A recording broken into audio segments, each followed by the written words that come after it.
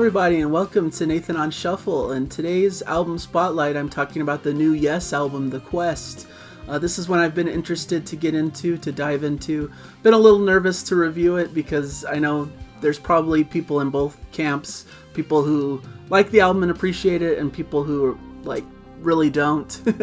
And I know that there's going to be some people maybe unhappy with my review and my assessment, but I'm just going to give my honest thoughts about it and put a disclaimer at the beginning that I'm not a critic, really. I try to pull out the stuff I like out of things, and if I don't like it at all, I probably won't even talk about it on my channel. Pretty much every album, that's why I try to call it album spotlight rather than really emphasizing that it's a review, because I'm just trying to spotlight albums that I enjoy and like.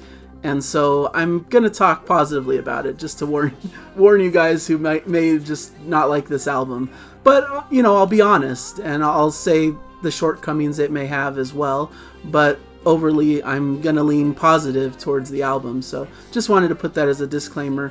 But anyways, Yes is a band probably doesn't really need an introduction for the people who watch my channel, because they're one of the biggest prog groups in the history of the genre. They're legendary particularly for their albums in the 70s period, all total classics from the Yes album up to Going for the One is kind of this classic untouchable period of Yes music that I think is just such a strong chunk of progressive rock that you could really stand up as kind of the heights of the genre, I think. But since that time, they've gone through tons of lineup changes. That's kind of their thing, is they've had so many different members throughout the years. They don't have a very stable lineup. People kind of come and go, it seems. And depending on who's kind of in the group, the sound of the band kind of shifts slightly to kind of accommodate. In the 80s, they kind of had a more poppier approach because of the influence of Trevor Rabin, and things kind of shifted back to their prog roots a little bit towards into the 90s and onwards. So it's been kind of an interesting journey as a fan of Yes. They've just gone through so many switch ups and change ups in their lineups and in their sound, but they always have that kind of spirit of Yes kind of baked into their into the music. And some people may argue it's there in certain albums more than others, and that's fair. But I feel like, because I've been listening to all their albums in preparation for an album ranking show that should be coming. It'll definitely be here in this month at some point, kind of probably in a few weeks, because I'm really trying to dive deep and listen critically to all these albums to really try to fit them in a ranking that makes sense, and it's difficult to do. But what I've been realizing is I find something to enjoy in every Yes album. They all have at least traces of that spirit that makes them so special. And so I think The Quest is no different. I think it has that same soul and spirit that really embodies Yes's work and their material. And of course, probably the biggest headline is that this album doesn't feature two of the kind of landmark Yes members that I think a lot of people feel are deal breakers sometimes. Two people that really embody the soul of Yes are John Anderson and Chris Squire, who are not on this album. Chris Squire, of course, unfortunately passed away several years ago, so his last album with the band was Heaven and Earth that came out several years back. John Anderson hasn't been with the group in a while, so he's kind of been doing his own solo projects and other collaborations with different artists, but hasn't really been on a Yes album since Magnification, which came out quite a while ago. Which I was listening recently to Magnification for that album ranking show. As I mentioned, it's a strong album. I forgot how cool that album is. It might rank higher than I would have expected, and kind of related to this album in a sense, because this album features a bit of orchestration, which is kind of the highlight of Magnification, is bringing in an orchestra and combining that with Yes's sound. And this isn't quite as much of an orchestration as that was, but there's little touches of it throughout the album that I think enhance the experience. So just kind of a cool feature that I thought was worth mentioning, kind of a connective tissue. But the lineup for this album is John Davison on vocals, who's kind of been fronting the band for a little bit of time here now. He was on the last album as well, Heaven and Earth, which came out in 2014. So he's been having quite a good tenure with the band recently. Steve Howe on guitars and as a producer of the album. And Steve Howe, of course, is a legend, and yes, he's been around since the early days and on all those classic records in that period I was talking about. He's definitely a huge figurehead for Yes, and so he's important to be in the band. Jeff Downs on keyboards, Billy Sherwood on bass, and then Alan White on drums. Of course, Alan White as well has been a long-standing Yes member who's been at the drums for quite some time. So really a great lineup, really cool group of people who have a lot of history with Yes, and so I think they're a legitimate lineup to come together and to call this a Yes album. And let's see what we've got here. So the first thing that stands out, I think, is this album is better than Heaven and Earth. I think it's pretty clear to me that I prefer this album greatly over Heaven and Earth. I was pretty disappointed with Heaven and Earth. Like I said, I try to speak positively about all music and bring out what I like the most, but I struggled with Heaven and Earth. I thought it was pretty bland and less inspired than most of their works. So that was a little bit, and the production was just not really great. It just didn't sound like a good record. It just had a lot of problems and didn't sound like it was worked on very, very well. I don't know. I don't know if they just didn't give it the care and attention it deserved or what happened there, but it just wasn't my favorite. I didn't think it really embodied the spirit of Yes as much as a lot of their other releases. So kind of a disappointment in that one. But I feel like this is a step up, quite a step up from Heaven and Earth.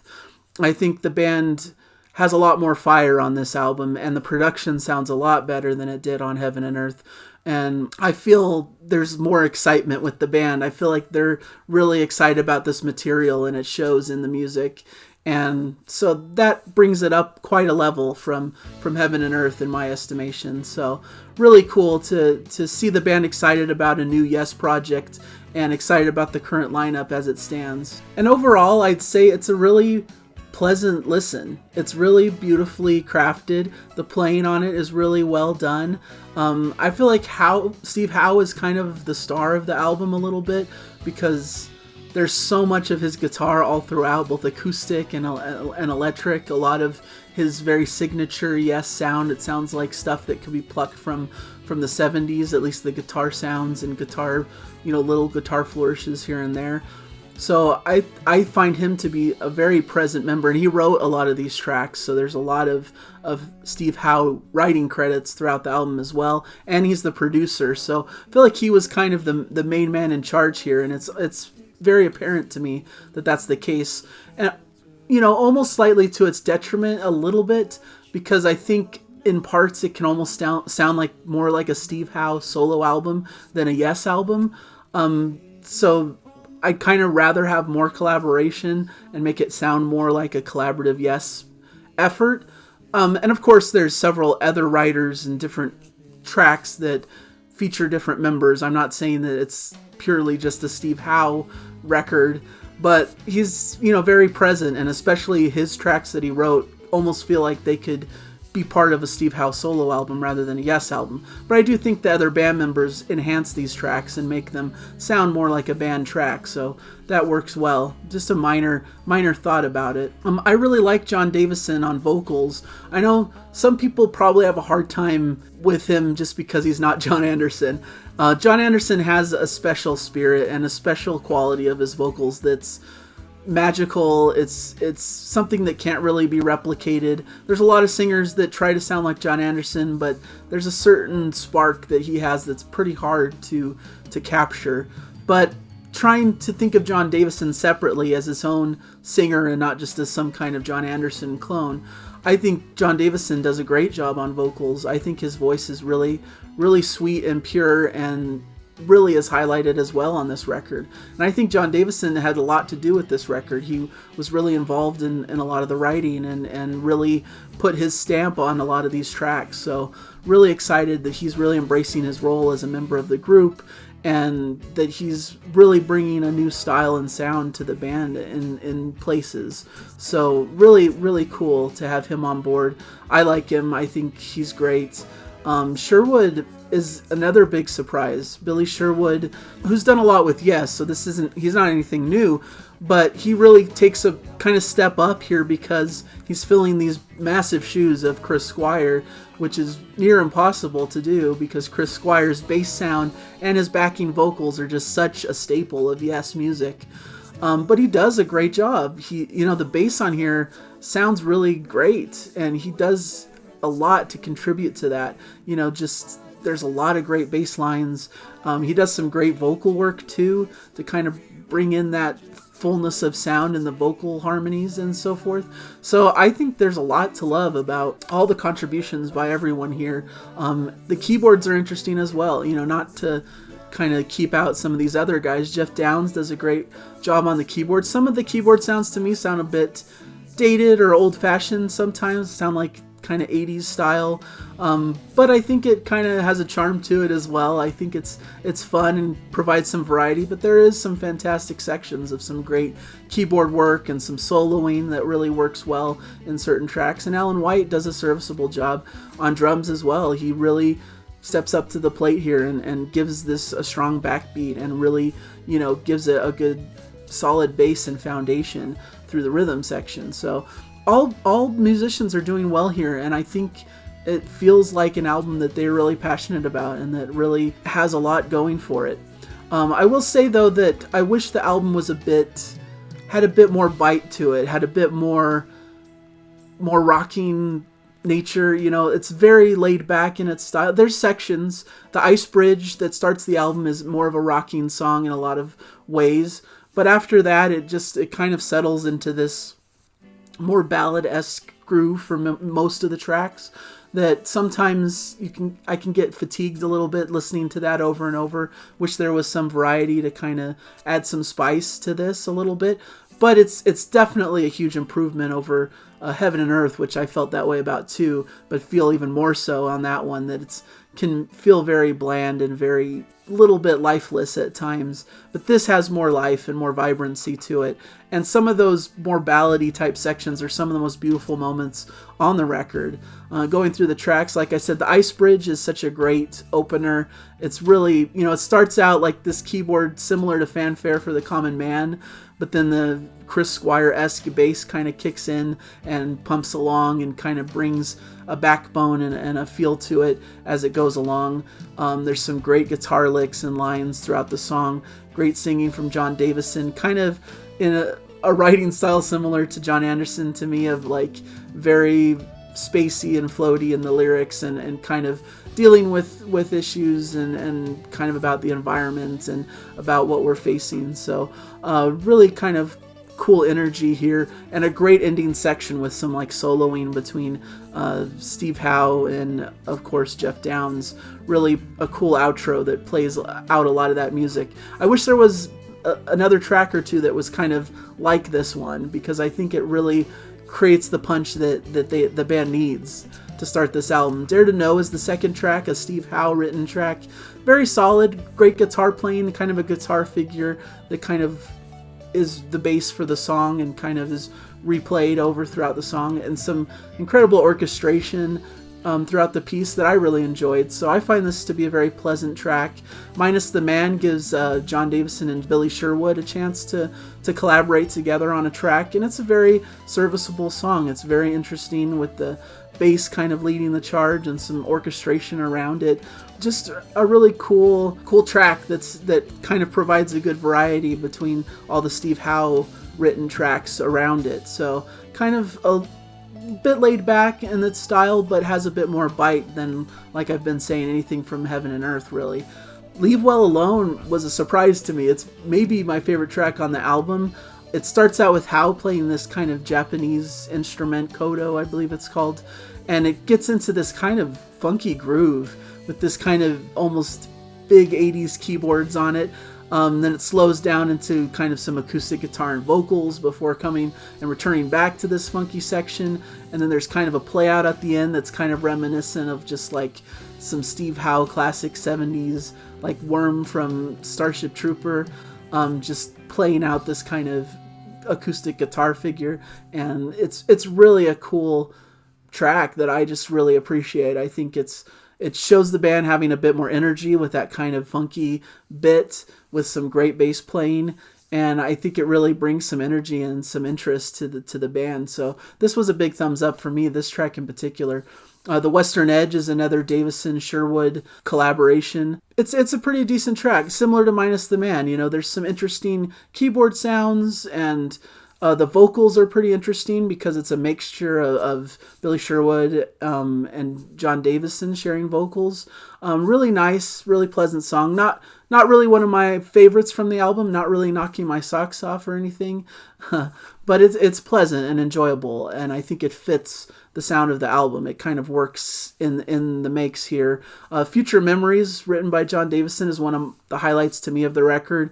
More of a laid-back acoustic ballad focused on John Davison's vocals, but it really works for me. It kind of brings to mind like the classics, like Wondrous Stories or something like that, you know, one of these kind of, yes, classic ballads, but done by John Davison in his style. So I think it's really pleasant and a really beautiful track that fits really well here in the mix. Music to My Ears is a How written track. Some really pretty piano and guitar at the beginning, settling into, once again, kind of a good groove. Kind of similarly, I find this a little bit lightweight compared to a lot of the other tracks. I wish it had a little bit more of a bite or something to kind of add more variety to it. But it's pleasant as well. You know, it's not one I really skip around. I listen to it and enjoy it, but it doesn't stand out really. So this is one of my lesser favorites on the album. And then it ends with a fairly strong track from Davison and Downes, A Living Island, which is more kind of almost has an islandy kind of vibe to it. Lots of Steve Howe playing guitar, some great keyboards in this work especially, which makes sense since Downes was one of the writers here. A really pleasant song that's a really good ending to this disc. It kind of encapsulates a lot of the feel of the album and kind of this positive vibe that it kind of ends on, kind of a sweeter vibe with some good harmonies. The vocals are really interesting here. There's a lot of good harmonies and almost counterpoint vocal sections a little bit in the mix. So really a cool track to end on. And of course there's a second disc that kind of adds a couple additional tracks. My favorite of these is Sister Sleeping Soul from John Davison and Steve Howe, another really sweet, nice sounding song with acoustic guitar and vocals, some like nice keyboards behind them. Really, really good. It's really a full band song where they all get to shine. Once again, it's more in that laid back style vein, not like a heavy rocker, but it's a really good song. And I love the ending with those like really ever present harmony vocals. It's a really good track. So I really appreciate that one. Mystery Tour is probably the biggest miss of the whole project. I feel like that's what I've been seeing most people say as well. Just doesn't really add much. It's fine, it's pleasant, but it, you know, I was expecting, it was billed kind of as a Beatles tribute song. I was expecting like all these Beatles like cool recollections to all these Beatles songs and stuff, which I thought would be really fun, but it's really not that interesting. It has some references, of course, to Beatles tracks and the Beatle members, but it's not really that interesting of a song. It's pretty basic. Not one of my favorites, but Damaged World is better. Howe gets to kind of be focused more on lead vocals. He's not really a very strong vocalist, but it kind of adds a little bit of a charm. And of course, John Davison kind of helps to support it. But it's a pretty decent song. Not like my favorite of the record, but it's definitely better than that Mystery Tour song, and kind of ends this little shorter disc in a pleasant way. And there's kind of a cool ending to it as well, where the music kind of picks up and there's some great kind of soloing between guitar and organ and leading us back to kind of the main section. It's cool. I really like that part. So it's definitely some cool stuff in there. All in all, a good record. You know, it has its highlights, it has its moments that are a little bit more laid back for my taste. You know, I wish there was at least another track or two that kind of had a bit more energy. But, you know, that's my own quibble. It kind of works.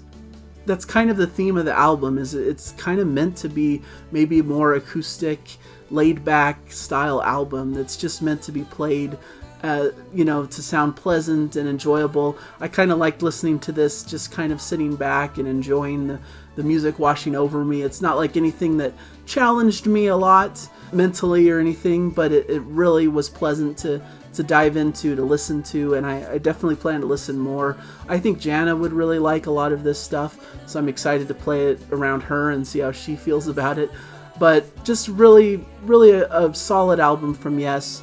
I really respect them, and I think they've done a great job here, and I think this album is worthy to be in their catalog. You know, it's definitely not going to reach the heights of their main output, like I mentioned, in that like classic 70s era. Doesn't really touch that in any way. I don't think there's going to be anyone who's going to say this is their new favorite Yes album, but I think it's a worthy addition to their catalog.